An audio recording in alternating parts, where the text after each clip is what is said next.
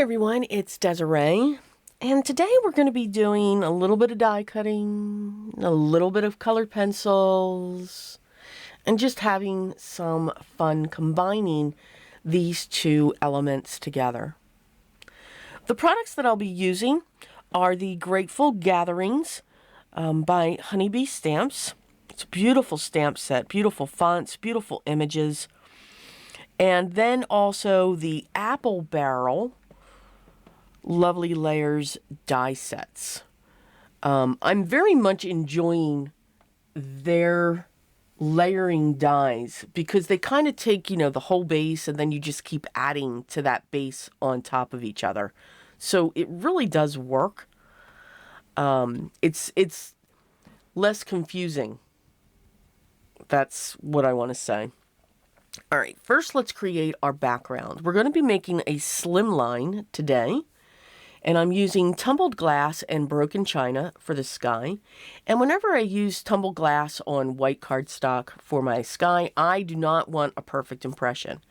To me, when I don't have that, or perfect blend, when I don't have that perfect blend, I get the effect of clouds in the sky. And that's what I'm looking for. I have Vintage Photo here to just put some brown down for the ground, and I'm going to add some ground espresso on the very bottom just to add a little bit of shading to it, but not much. When you have two layers like this on a panel, you want to make sure that you take this panel, shift it up from the paper that you're blending on, because you will pick up the ink from below, especially with oxides. Remember, dye, pigment ink hybrid. So just shift it to a cleaner spot because I started getting brown in my sky, but that's okay. We keep going. I'm adding some Vintage Photo to the barrel for the Apple Barrel image. So of course that's what we're working on first. And this has the barrel, the apples, the leaves for the apples, the stems for the apples, and also the flowers. So I have the first layer and I just added Vintage Photo to the top. I'm putting together two layers for the front. When I glue this onto the back layer, I'm making sure I don't put glue all the way to the front of it. I want to be able to tuck some apples in to make it look like they are in the barrel. I have the band going across, cut 3 times from a dark brown cardstock, and then one more layer is in gold, and that's for the metal part of the band for the barrel. And we'll get that set.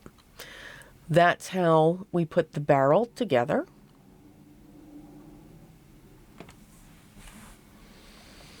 And just looking at placement when it comes to the image.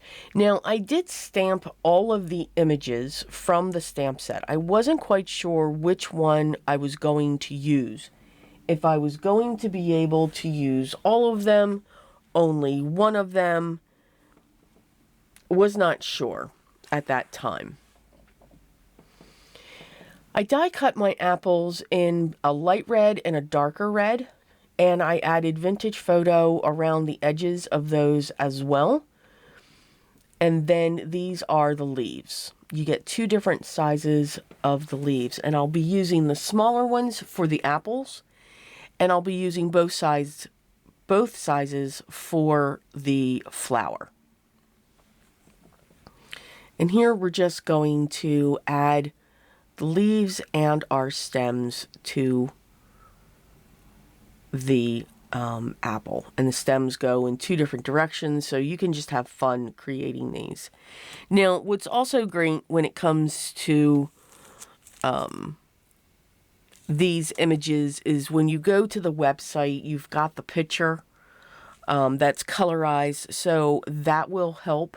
This is something that's very, the layers are easy to put together, so it's not like, it's got depth of a flower or anything like that. It's not a multi-dimensional image that we're creating here. So a photo, the colorized photo, works perfectly to help you layer these and put the stems and the pieces where they should go. Now remember, your pieces are also embossed as you're die cutting them as well. So you'll see the indentations for where all of these pieces should be placed.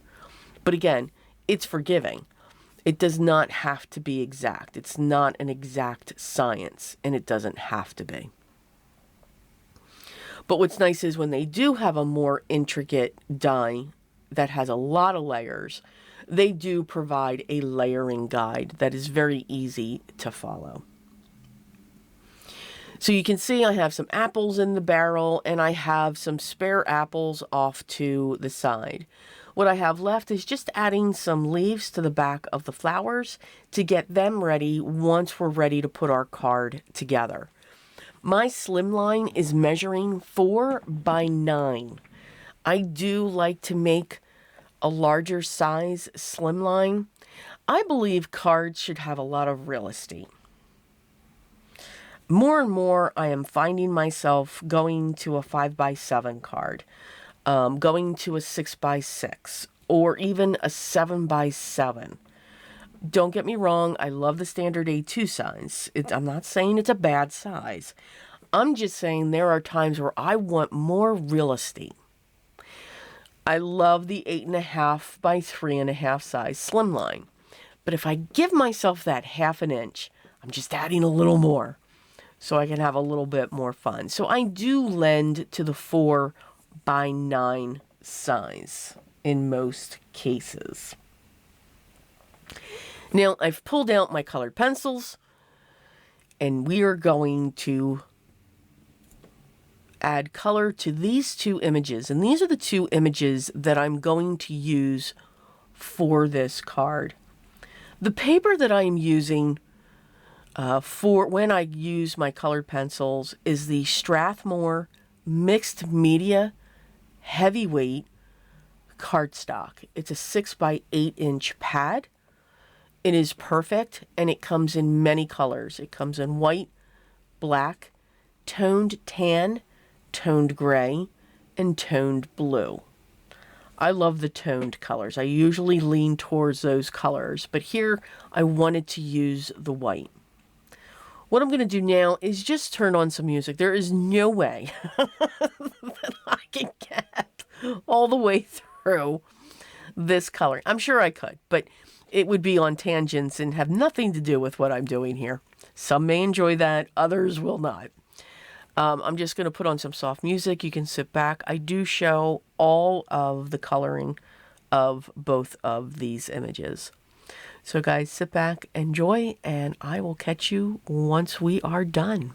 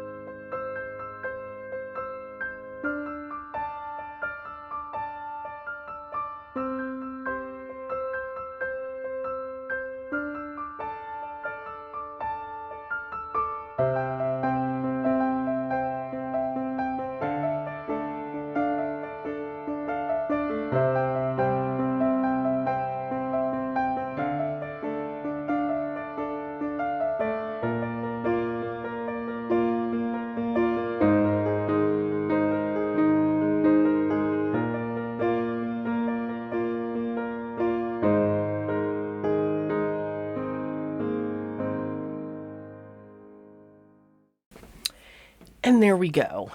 Instead of making the flowers sunflowers, I was looking at them as mums. And again, that's the beauty. We can make anything, any color we want. Yes. Let's get our sentiment stamped. I have the images that we used our colored pencils already die cut. And I'm using actually an archival ink to stamp my sentiment because it's just one of those perfect browns. But again, use any browns. Just remember that when you use archival inks, they will stain your stamps. There is no cleaning that stamp.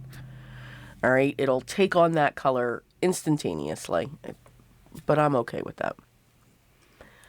I'm going to die cut this as well, and I love the dies, the coordinating dies. They're intricate. They just go around the image. I just really enjoy the way that the dies are working with the sentiments and the pieces that are coming out. I did use my small honeybee die cutter there. It just sits on my desk and it is perfect to handle sentiments. It even handled the other two die cuts and also the die cuts for the apple barrel. So I didn't have to pull out my large die cutting machine. So I thought that was great. I'm going to glue down the wheel, and the barrel is going to go catty-cornered in front of that, but it's also going to hang off the bottom. Okay, so I'm shifting that down just a little bit. We're going to add some of the apples coming off the side, but level with the bottom part of the panel that we are adding to, because I'm going to cut that barrel off. I know it's going to make everyone nuts. I can hear it. I hear yous. I'm going to tuck a flower right behind those two apples, and now I want to get our cluster together. Looking at where I want to place the apple, and then tuck the other one up underneath. I'm going to place a flower, and I'm going to real quick lift that up because I actually want the flower up above everything. I'm going to use my double-sided foam squares and then remove the release paper and get this set onto our panel as well. And again, it's going to hang off. It's going to come down a little bit below, and it's going to go a little bit off of the left. I always enjoy doing that with images. To me, it makes it look like it's a continuous image. Instead of, okay, this is what I did, I put it on my card. That's my opinion. But for a scene like this, it's got a lot going on there. I'm going to add glue to the back of my sentiment and just set that just over the color pencil cluster. So here we go. Large scissors just cutting through the barrel, and we are going to trim off all of the other hangovers as well. You can see the reason why I did that with the barrel is by doing that, it makes it look like the barrel is just closer. Again, looking at sizes of images, it's just making that barrel look like that's closer than the other cluster in a small way. I have two mats, a red one, and then I'm in a brown one. The brown measures 4 by 9. The red measures, 3 3/4 by 8 3/4, and then our design panel was 8.5 by 3.5. And there is our finished card. So lots going on, lots of dimension, but I do hope that you enjoyed it. We can mix match our pieces, whether we're using alcohol markers or colored pencils or watercolors with our die cuts, and just have a lot of fun creating a scene or a scene that you love. The products that I used are listed down below if you wanted to check them out. But again, I encourage you, use what's in your stash. I am sure you have a stamp that you can color, and I am sure that you have a die that you can die cut to create your scene. But if you are interested in the products that I used, they will be listed down below. If you have a question, make sure you leave that down below as well. Make sure you subscribe, hit the thumbs up. That thumbs up is what's key for all of us creators so that others can see our videos, so that we can inspire them to enjoy the art that you all are creating. And that's what truly is most important for all of us. That's why we do what we do. But remember what is most important, everyone. Always be creative, and I will talk to you in the next one. Till then.